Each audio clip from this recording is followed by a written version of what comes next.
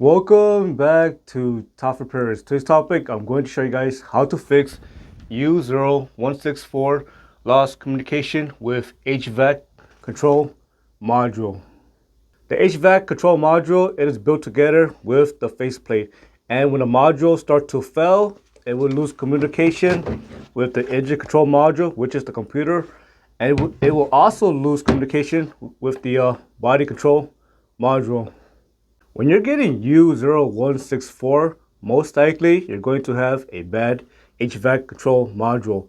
However, before replacing the HVAC control module, make sure to check for a blown fuse. Now, if that fuse is blown for the HVAC control module, make sure to replace it. However, before replacing the HVAC control module fuse, make sure to get a test light and connect it to battery negative.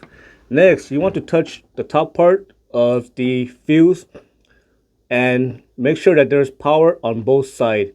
If there is no power and the test light is not lighting up when touching on the top part of the fuse on both sides of the blade, then you know you're going to have some bigger issues such as a fuse box issue. If the fuse is fine, the next thing you should do is remove the faceplate and inspect the back side. You see these connectors right here? These connectors can start to become loose caused by vibration. Next, check the wire and make sure they're in good condition. Make sure it is not loose. You want to gently pull on the wire, but not too hard to the point where the pins start to come out. Just pull on it just slightly and make sure it is not loose. The next thing you want to do is you want to remove the connector and you want to check for corrosion on it. Check the pins on the faceplates. Make sure the pins are not corroded, and also check this part as well. So make sure to check every single part and make sure there's no corrosion.